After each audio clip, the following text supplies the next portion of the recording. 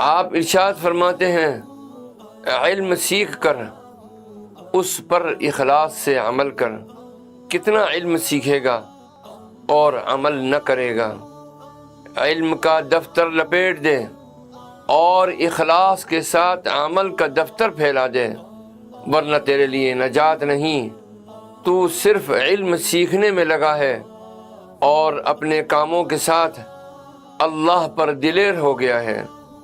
تو نے اپنی آنکھوں سے حیا کا پردہ اتار دیا ہے، دوسرے دیکھنے والوں کی نسبت اللہ کے دیکھنے کو ہلکا سمجھتا ہے۔ تو اپنی خواہش سے لیتا اور دیتا ہے، اپنی خواہش سے روکتا ہے اور اپنی خواہش سے حرکت کرتا ہے۔ یہ بات یقینی ہے کہ تیری خواہش تجھے ہلاک کرے گی۔ سب احوال میں اللہ سے حیا کر اور اس کے حکم پر عمل کر۔ جب ظاہر حکم پر عمل کرے گا تو یہ عمل تجھے اللہ کی معرفت کے قریب کر دے گا۔ اللہم نبہنا من رقدۃ الغافلین، آمین۔ الہی ہمیں غافلوں کی نیند سے بیدار کر، آمین یا رب العالمین۔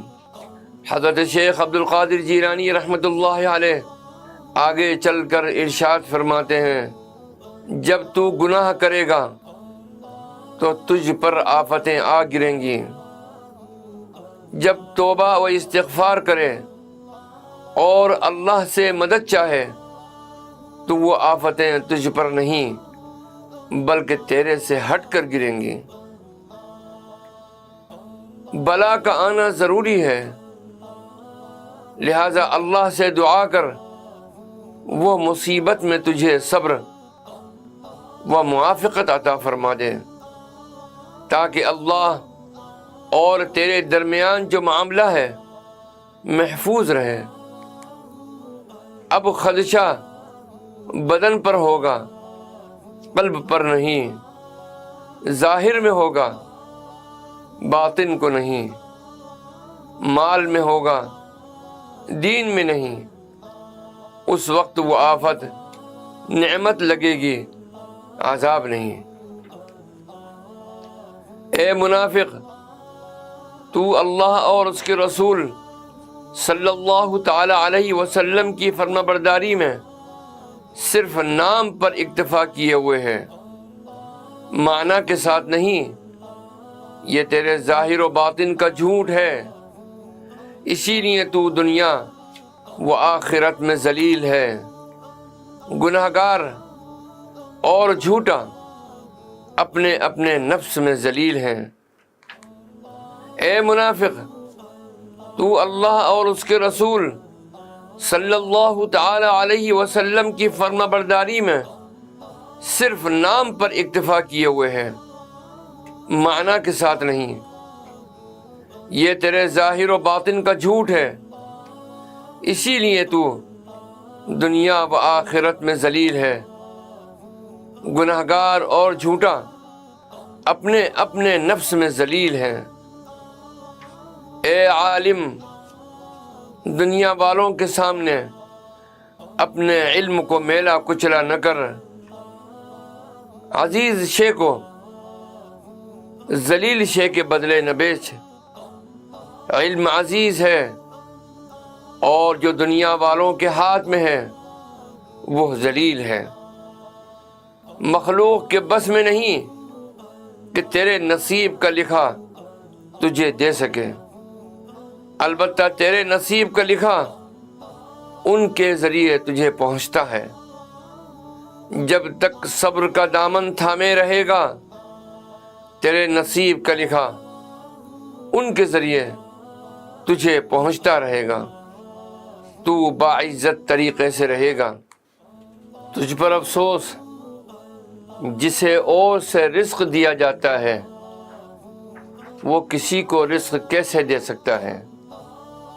تو اللہ کی اطاعت میں لگا رہے اور اس سے مانگنا چھوڑ دے، وہ اس کا محتاج نہیں کہ اسے اپنی مصلحت بتائی اور سمجھائی جائے۔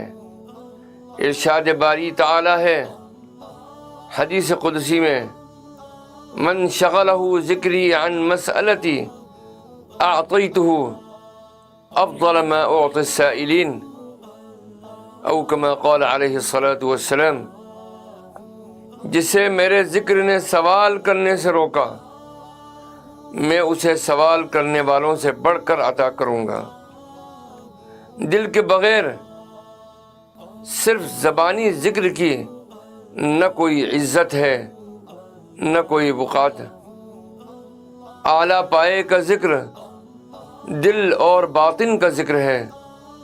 پھر زبان کا کسی بندے کا جب ذکر الہی درست ہو جاتا ہے تو اللہ کا ذکر کرتا ہے، جیسا کہ ارشاد باری تعالی ہے، فاذکرونی اذکرکم واشکروا لی ولا تکفرون۔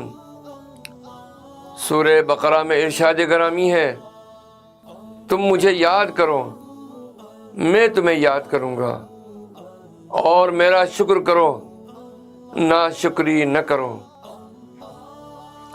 اللہ کو یاد کرو کہ وہ تجھے یاد کرے، اسے اتنا یاد کر کہ یاد کرنے کی وجہ سے تیرے سارے گناہ جھڑ جائیں، تو گناہوں سے خالی ہو جائے اور گناہ کیے بغیر طاعت ہو جائے۔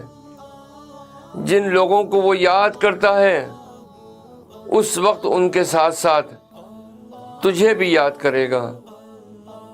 اس کی یاد تجھے مخلوق کی یاد بھلا دے گی اور تجھے سوال کرنے سے روک دے گی۔ تیرا مقصود وہی ہو جائے گا اور دیگر مقاصد تجھے بھلا دے گا۔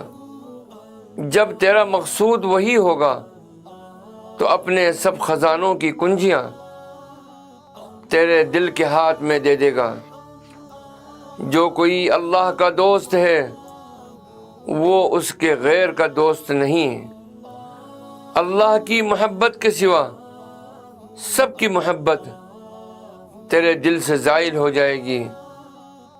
کسی بندے کے دل میں جب اللہ کی محبت گھر کر لیتی ہے تو اس کے دل میں غیر کی محبت نہیں ٹھہرتی۔ اس وجہ سے اس کے سب اعضاء میں خوشی پیدا ہو جاتی ہے، اس کا ظاہر و باطن و صورت اور معنی اس میں مشغول ہو جاتے ہیں۔